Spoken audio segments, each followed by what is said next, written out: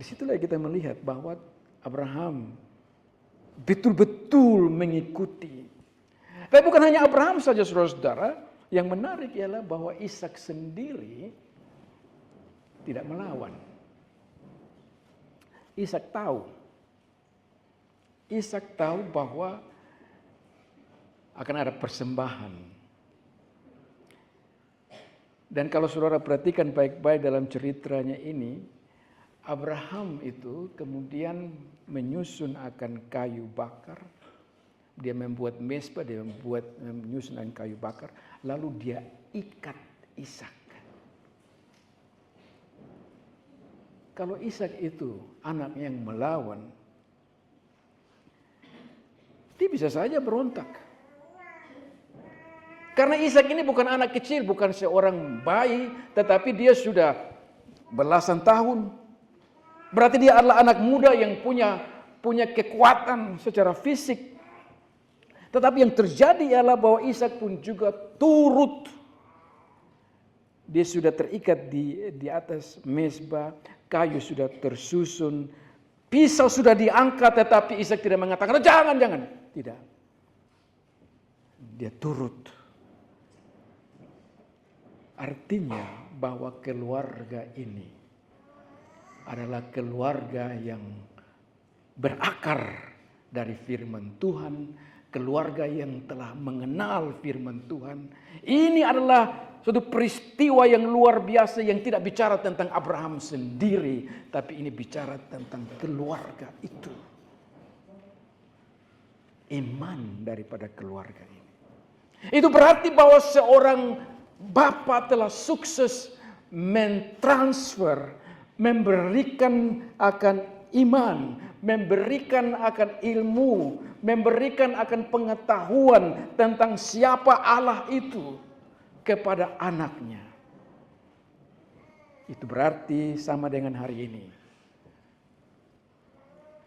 Kita sebagai bapak-bapak telah mengajar anak-anak untuk membaca akan Alkitab, sehingga anak-anak ketika mereka diuji, mereka tidak jatuh.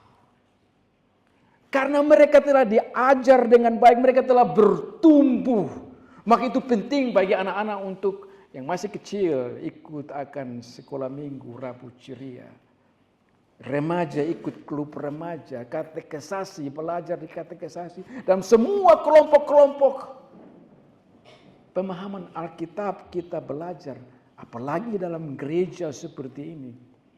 Ada tugas yang mulia daripada seorang bapa untuk menjelaskan akan pertanyaan-pertanyaan yang ditanyakan oleh anak-anak. Menjelaskan akan pengkhotbahan-pengkhotbahan yang mungkin tidak dimengerti oleh anak-anak. Maka itu dalam gereja ini, saudara-saudara,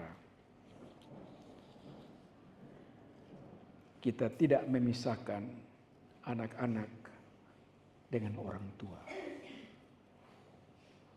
Biarlah anak-anak semua datang ke gereja. Bukankah itu yang Tuhan Yesus ajarkan? Murid-murid menolak anak-anak datang bertemu dengan Tuhan. Tapi Tuhan Yesus mengatakan dia memeluk anak-anak. Biarlah anak-anak datang ke gereja. Bukankah itu sebabnya kita melaksanakan baptisan anak-anak? Karena mereka adalah anak-anak Tuhan. Dan karena itu dalam gereja kita duduk sebagai keluarga, kita duduk bapa dan mama dan anak-anak. Karena kita memfokuskan pada iman daripada anak-anak itu. Semua iman anak-anak bertumbuh. Iman itu bukan bicara tentang satu orang. Maka itu saudara-saudara, pengujian ini dalam Kejadian pasal 22. Ini bukan pengujian kepada Abraham saja. Tapi ini adalah pengujian terhadap keluarga. Dan itu terlihat dari bagaimana Ishak menanggapi ini semua. Dan itu juga terlihat dari bagaimana Sarah menanggapi ini semua.